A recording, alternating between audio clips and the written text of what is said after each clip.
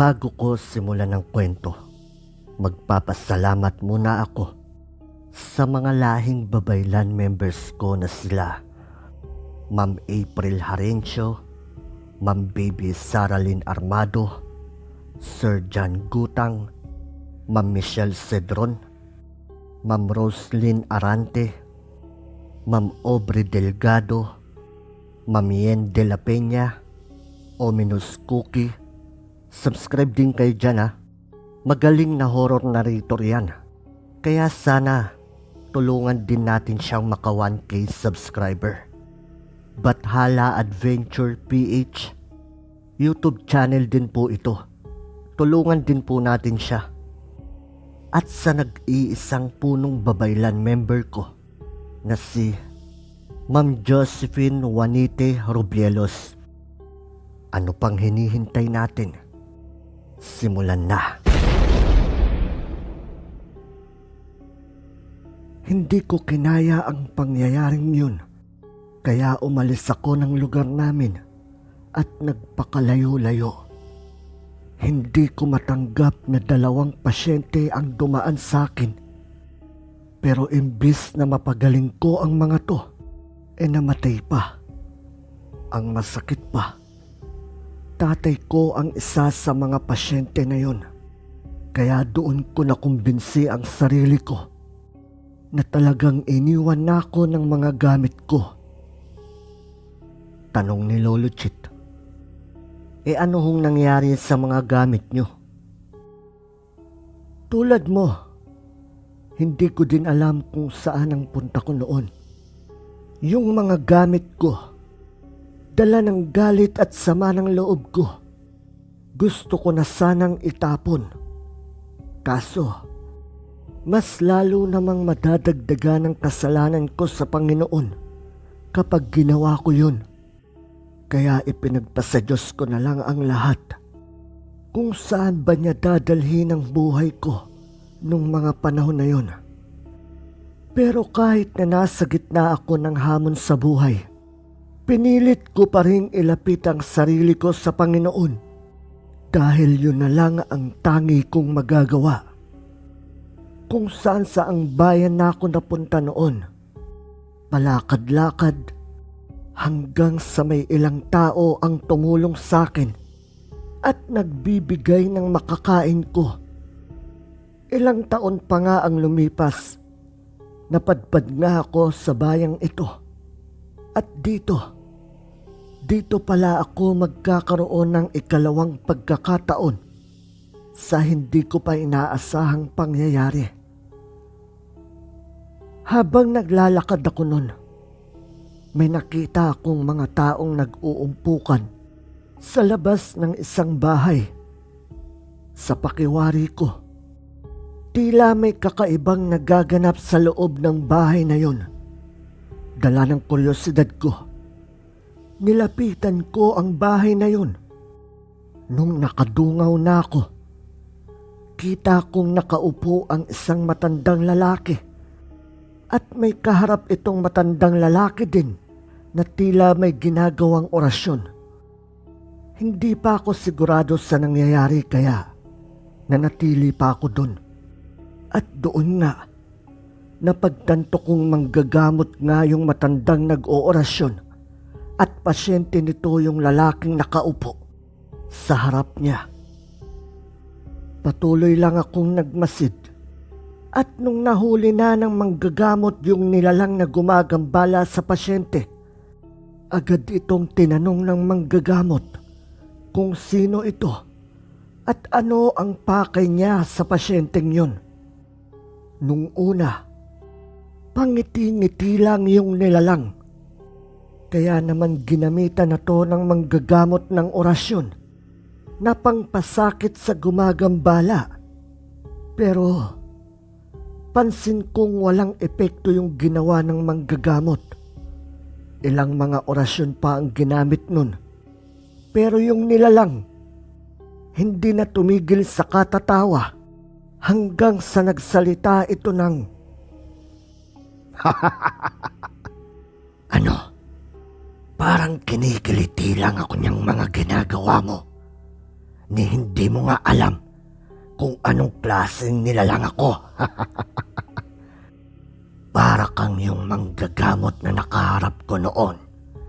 Walang nagawa dahil iniwan siya ng mga gamit niya. Nawala na ang manggagamot na yon. Kaya malamang ganun din ang mangyayari sa'yo. Nung narinig ko yun, bigla kong napuna na parang pamilyarang nilalang na yun. Maya-maya, nagsalita uli yung nilalang na yun ng, "O paano yan manggagamot? Akin na ang kaluluwa nito. Wala ka nang magagawa eh." Sa puntong yun, hindi na ako nakatiis pa. Kaya agad akong pumasok ng bahay. Pagharap ko pa lang sa pasyente, bigla akong sinabihan ng nilalang na yun ng, "Oh, andito ka din pala. Ang tagal mong nawala. Bakit? Dahil ba nakonsensya ka noon? Ang swerte ko naman ngayon. Dahil may kaharap akong dalawang manggagamot na wala namang silbi." Ano? May magagawa ka na ba ngayon, Belo? Doon na lang uli ako nakaramdam ng sobrang galit. Pero sa puntong yun, humingi na ako ng gabay sa Panginoon at sinabi kong siya na ang bahala sa akin. Bigla namang sumuka ng dugo ang pasyente at doon, bumalik sa alaala ko ang unang pagkakataon na nagkaharap kami ng nilalang na yun. Madali kong inusal ang orasyon na kung tawagin ay hukom ng 7 arkanghel at dali-dali kong itinarak ang espiritual na espada mula sa orasyon na yun. At doon nga, napasigaw ng malakas ang nilalang na yun. Kasunod nun, biglang napaatras ang manggagamot dahil nagulat daw siya nung makita niyang nagtataglay daw ako ng napakalakas na liwanag. Pero alam ko yun dahil naramdaman ko na may malamig na hangin dumampi sa aking balat. Pero hindi ko lang muna pinansin yun dahil sa sobrang galit ko. Ilang ulit ko pang ginawa ang orasyon na yun at sa bandang huli, nagmamakaawa na yung nilalang natigilan na siya at doon ito umamin na siya pala ay hari ng mga engkanto. Ayon dito, kumukuha ito ng mga kaluluwa ng tao upang dalhin sa mundo nila at gawing alipin. Nung narinig ko yun, hindi na ako nakapagpigil pa at agad kong ginilitan ng leeg ang nilalang na yun. Matapos nun, unti-unti nang nanghina ang pasyente hanggang sa nawalan na ito ng malay. Agad ko namang tinignan ito dahil ayoko nang maulit muli ang mga nangyari noon. At sa awa naman ng Panginoon, buhay ang pasyente. Nasa puntong yun ay nanghihina lang. Alam mo, hindi ko maipaliwanag ang nararamdaman ko nung araw na yon. Dumating pa nga sa punto na habang kinakausap ko yung pamilya ng pasyenteng yun, hindi ko mapigilang tumulo ang mga luha ko. At nung araw din na yun, tinanong ako ng unang manggagamot na nandun kung bakit walang epekto ang mga ginawa nito laban sa engkanto na yun. Ang sagot ko sa kanya, naramdaman ko naman ang kakayahan niya, pero hindi kargado ang mga gamit nito. Dagdag na pananampalataya pa at pagmamahal sa gamit ang kailangan upang mapalakas pa niya ang lahat ng gamit nito. Kapag nagawa niya yon, kahit gaano pa kalakas ang kalaban, kapag nasa panig ito ng kasamaan, hindi ito magtatagumpay. Magmula nun, iba't ibang tao na ang lumapit sa akin. At sa dami nga ng natulungan ko sa bayan na to, nagkaisa ang mga naninirahan dito na patirahin ako sa lupang ito. Kaya ito na ngayon ang mansyon ko. Natanong naman ni Lolo Chit kung papaano siya nagkaroon ng pera. Ang sagot ni Tatang Belo, may mga ilang tao akong napagaling at nagpupunta dito para abutan ako ng kaunting halaga.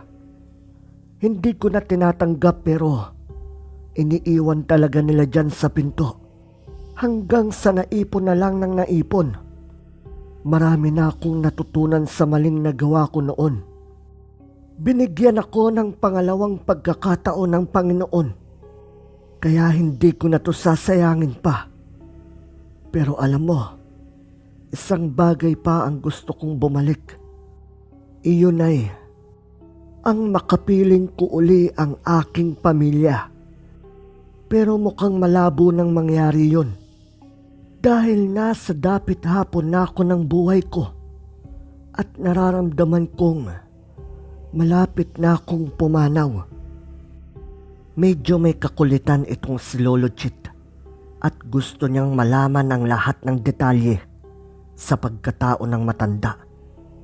Kaya naman ang sunod niyang tinanong kung ano yung nakita niyang dalawang nagliliwanag na nilalang.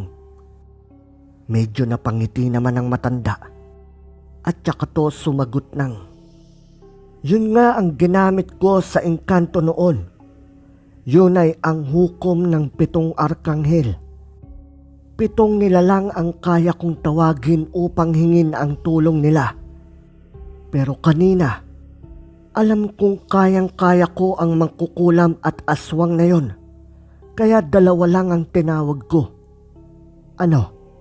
May tanong ka pa ba? Umiling naman si Lolo Chit nun. Dahil lahat ng gusto niyang malaman nasagot na ng matanda. Matapos nilang mag-inuman ay kumain muna ng kaunti ang dalawa at diretso na ngang natulog ang mga to. Pero nung gabing yun, hindi niya alam kung bakit hindi siya makatulog sa kabila ng nakainom naman siya ng alak.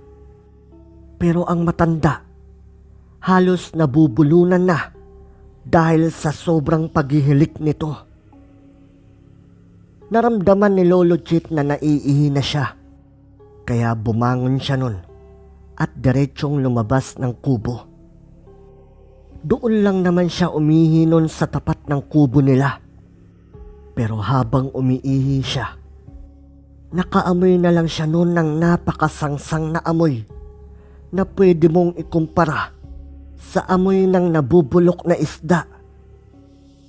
Hindi na lang niya to pinansin dahil ang akala niya baka nagdala lang ng basura yung 2 aso at doon lang itinambak malapit sa kubo. Maya-maya, mula sa ilalim ng kubo, narinig niyang umaangil ang 2 aso ni Tatang Belo. Nagtaka siya dahil wala namang ibang tao dun eh. Lumipas pa nga ang ilang segundo.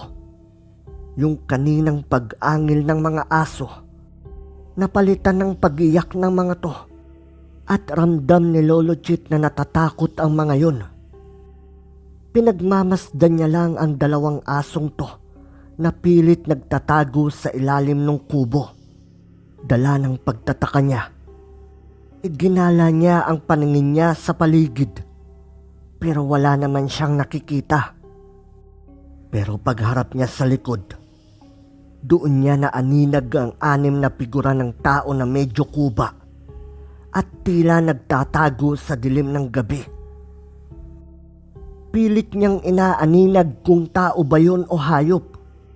Pero habang pinagmamasdan niya ang mga to, nakita niyang gumalaw ang mga to at naglakad papalapit sa kanya.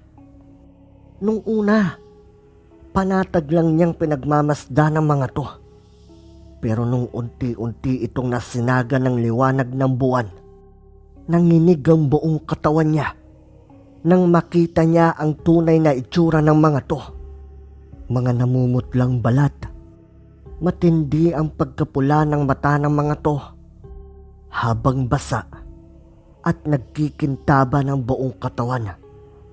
Bukod dun, nakabukad din ang mga braso nito na akala mo'y handa na siyang dambahin. Kaya naman sa puntong yun, kitang-kita niya ang matutulis na kuko ng mga nilalang na to. Sa sobrang takot niya, hindi niya nakuhang makagalaw sa kinatatayuan niya. Hanggang sa ilang dipa na lang ang lapit ng mga yun sa kanya. Sa puntong yun, hindi na niya alam kung iiyak ba siya o sisigaw dahil sa takot na nararamdaman niya. Nang bigla na lang niyang narinig ang tinig ng matanda na nagsalita ng, "Oh, may bisita pala tayo eh. Sabi ko na eh, may dadalaw na naman sa akin ngayong gabi. Ano bang ipinunta nyo dito ha mga aswang kayo? Yung kalahi nyo bang mangkukulam? Eh wala na. Mahina pala eh. Huwag nyong sabihin ipaghihiganti nyo yun. Baka mapasubo kayo." Paglingon ni Lolo Chit sa bintana ng kubo, kita niyang nakadungaw na doon ang matanda habang kalmado lang itong nakapangalong baba. Humakbang pa ng kaunti ang mga aswang na yun. Kaya naman si Tatang nagsabi sa mga tunang, "Naku, huwag niyo akong pinaglololoko. Alam niyong hindi kayo makakalapit dito pero humahakbang pa din kayo. Nagpapatawa yata tong mga to eh. Tsaka alam niyo bang inistorbo niyo ako sa pagtulog ko? Nagising ako dahil ang babaho niyo." Isa sa grupo ng aswang na yon ang nagsalita at galit itong nagsabi ng, "Pinatay mo ang kapatid ko. Kung matapang ka talaga, huwag kang magtago dyan sa loob ng bahay mo." Naaasar na sagot naman ng matanda, "Ay nako, inuuto mo pa ako. Huwag mo kong takutin, aswang ka. Kapag ang pa ako ay nakalabas na ng bahay na to, hindi mo alam ang pwedeng mangyari sa inyo. 6 pa naman kayo dyan." Ang sagot ng aswang na yun, "Ang dami mong sinasabi, hindi mo na lang ibak." Nagtaka si Lolo Chit na nooy pirming nakatayo lang kung bakit huminto sa pagsasalita yung aswang na yun. Pero yung nararamdaman niyang takot ay napalitan ng pagkamangha nang makita na lang niyang mula sa dilim dumaan lang sa tabi ng mga aswang na to ang matanda at naglakad yun papunta sa kanya. Pero ang talagang nagpamangha sa kanya, kitang-kita mismo ng dalawang mata niya kung paano sabay na naglaglaga ng mga ulo nung mga aswang na yun. Nung malapit na ang matanda sa kanya, doon niya nakita ang hawak nitong karet habang tumutulo pa ang mga dugo dito. Para naman siyang masisiraan ng ulo nun sa halo-halong emosyon niya dahil sa mga nakita niya. Takot, tuwa, hilakbot, at syempre, pagkamangha.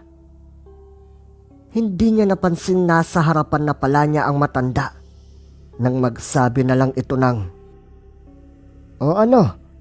Tatanga ka na lang ba dyan? Hoy! Para ka ng bato dyan ah!" Nagulat naman siya mula sa pagkakatitig niya sa matanda at tanong niya dito, "Tatang? Paano mo nagawa yun? Andito ka lang kanina, di ba? Paano ka nakapunta sa likod ng mga yun?" Sagot naman ng matanda, "Abay, parang minamaliit mo yata ako ah. Hoy, kahit matanda na to Wala pa ding uubra sa galing ko. Sige na, magpahinga ka na. Pero bago ka mahiga, maaari bang magpalit ka muna ng salawal mo? Daig mo pa sanggula.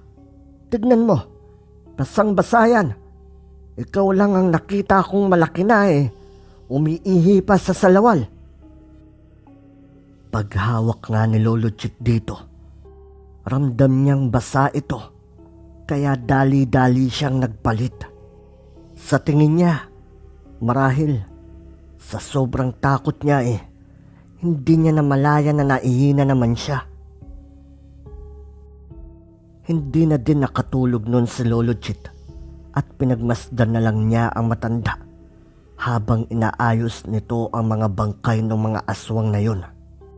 Pero sa puntong yun, napagtanto niya na hindi pa pala niya tuluyang kilala ang matandang to. Ano pa kaya ang kayang gawin nitong matanda?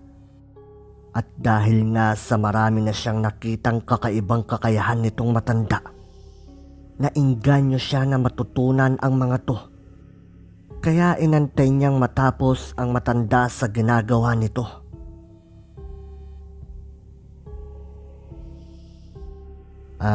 Sorry ulit.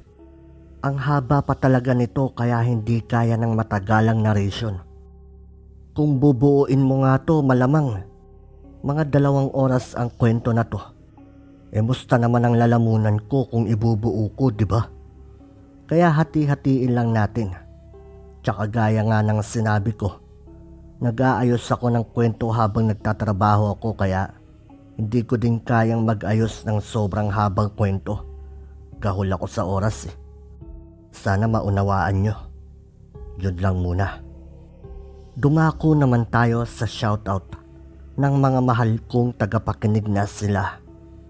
Una sa lahat, sa tagapakinig ko na habang patagal ng patagal, paganda naman ng paganda na si Ma'am Dimples Yumi, Daday Enayon, Supremo Poxki, Red Rivera, Young's Life, subscribe kayo dyan Rona Villaluz, Rose Ann Afable, Jane Igoy, Rekrek from Tarlac, Agimat Manggagamot Manghihilot, subscribe din kayo dyan at kay M. James Creation.